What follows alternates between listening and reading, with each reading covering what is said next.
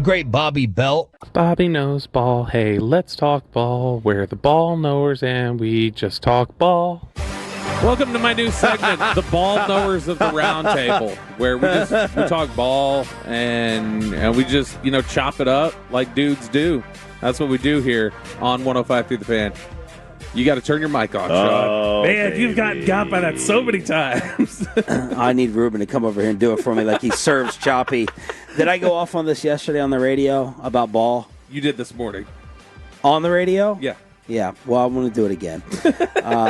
The douchiness, I can't stand when people go, let's talk ball. Let's talk. I just see Romo saying it. Maybe Witten. I can respect Witten more for saying it because, I love that saying, the secret's in the dirt. But Bobby said it the other day, and it literally made my skin crawl when he said, yeah, let's just talk ball. And I'm like, please don't say that. It's like RJ's abbreviations.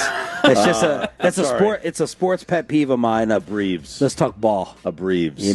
Do you think that? Do you roll your eyes at that? Let's talk a little ball. It's a little eye-rolly. Yeah, it's a little eye-rolly. Okay. But, then again, I have, my kid, that's all how my kids talk now. I'm trying to make VAR next year instead of varsity. God. Bobby knows ball. Hopefully I'm on VAR. To me, the whole thing was just like, it's like if somebody goes by a nickname and I'm just referring to their nickname or whatever. It's like that. We were saying they like when you sit there and you talk ball with them. That's how I said it. I said it like that, using their language, because we're talking about how to interview Tyler Booker. T-Book. I'm sorry, T-Book. Yeah, T-Book. We're talking about how to interview T-Book. See? That's how we do it. See, I would think that's just, why would he not just go by Book? Why I get T-Sizz with Tyler Smith. I get that, right? Smith is very Book. Well, T-Sizzle has been his nickname since high school time. I get Book. T-Sizzle, that's Terrell Suggs. Well, that's why he goes by T-Sizz. Maybe there's another Book. Marty Booker may have been Book. And so he was just like, well, I can't claim that. Marty Booker's legacy lives on forever. All right, I'm going to give you guys a few statements. And there can be no fence right in here. You have to say two of these statements are true. Okay, we're going to do 2 truths and a lie. Okay. I'm going to read 3 statements to you about the Cowboys this season, and you have to pick which 2 you think are the truth and which one is the lie, even if you think there may be 2 lies in there. All right, first one here. These are your options. The primary starting running back isn't on the roster right now. That's a lie. George Pickens will be drama-free this season. That's Brian Schottenheimer will play the offense conservative. That's a lie. They're all lies. You got to pick 2 that are truths. Because George Pickens. Okay, we have to pick 2 that are truths. Yep. All right, say the first statement. The primary starting running back isn't on the roster right now. I can say that that's a truth.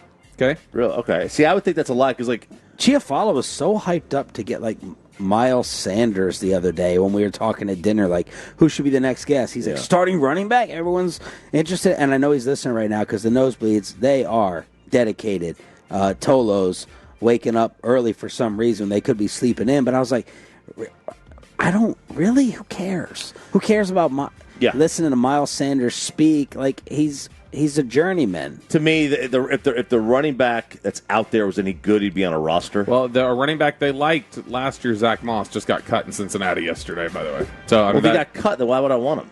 Because the Cowboys have never scooped somebody up off the street that was cut in the middle of training camp. Okay, but other than literally every year you're out here. Yeah, they started Anthony Barr. They've started guys before who got Carl Lawson started for them last year. But you're saying I have to pick 2 truths. 2 of them are true. I will say that the guy who ends up with the most yards rushing the football is not on the roster right now. Okay. That's how we do it when we talk ball. And then George Pickens will be drama-free this season, or Brian Schottenheimer's going to play the offense conservative? I think there will be times. I still think that he's going to play the offense. He could say all he wants that he's this open-it-up guy. Which he has not said out here this week. He's talked about running the ball. Yeah. He's going to play conservative. I also think this team is built to run the ball. If they're with Lamb and Pickens, with their Ferguson, who you just paid, with their line, if the line plays to the potential, I'm gonna lean more towards. I don't think that Brian Schottenheimer is going to be conservative, but I have more confidence in knowing that. God, I want to be I want to be a homer here and be like, if all this George Pickens love and say he's going to be drama free. I'll lean more towards George Pickens will be drama free than Schottenheimer will be conservative. All right, and you're saying the lie there is the running back. The lie is the running back. The running back. I mean, we got to pick two lies. Two truths. Two truths. So that's the lie. The truth is that George Pickens will be drama free, and that Schottenheimer will be more conservative. Reputations are earned for a reason. Just like D&M Leasing, DMAutoLeasing.com, which brings you below the belt. And Shotty has gotten the reputation that he's a conservative. Yeah, but Pickens has a reputation too. He does. Pickens' reputation he's established so far though is that he knows he needs to get paid and he needs to play nice. Let's put the homerism aside and let's speak truth here. Mm-hmm. This is a fact. It's not an opinion. Before he was dealt here, George Pickens was the biggest nutcase in the National Football League.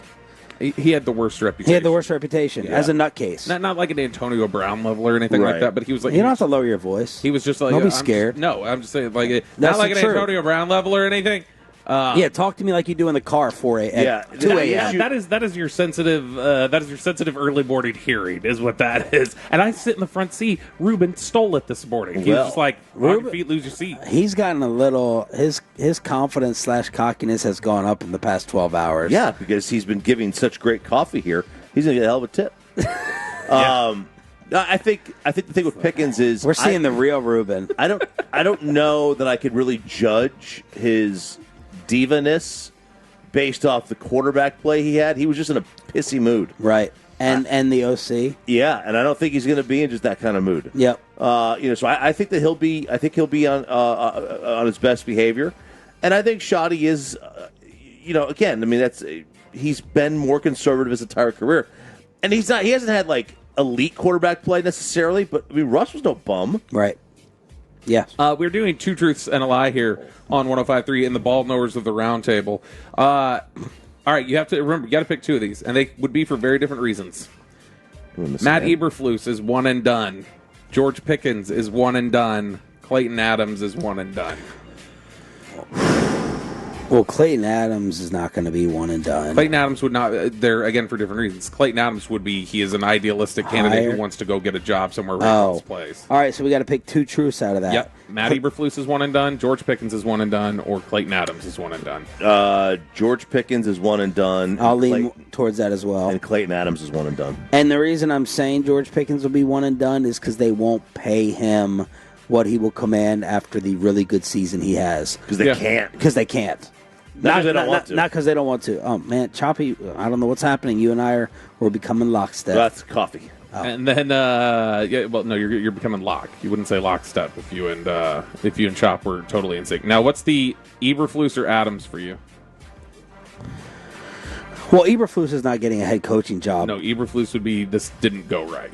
Oh, it's not going right. No, I'll lean more towards Clayton Adams as one and done because he gets hired somewhere else because of the development of the O-line, if I have to pick. And you said Adams as well? Yeah, look, the Cowboys are not going to have 4 defensive coordinators in 4 years. Wow. Yeah, I mean, yeah.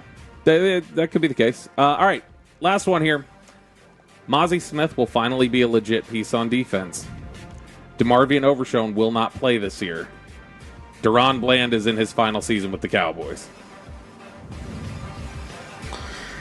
Deron Bland, I'll pick as a truth, just because the money's going to run out. That feels like a Byron Jones situation, potentially.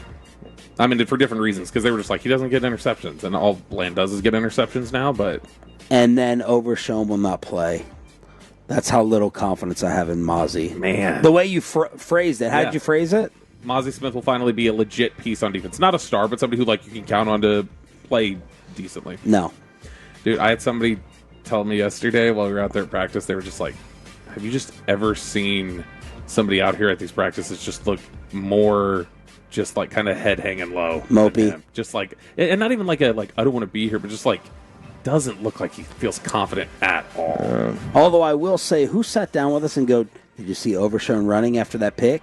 Was it Kyer? That was Kyer Elam, yeah. Kyer. So who had an interception yesterday again. When he said that, And I believe in Overshown. He's going to do everything. And I do think Overshown will get on the field with like 2 or 3 games left to play, I'm going to guess. But when he said that, I was like, are you trying to tell us something? He's like, Overshown looked good running, didn't he? And I was like, okay. What are yours, Choppy? Mazi is not going to be a worthwhile piece on defense. So Overshown will play.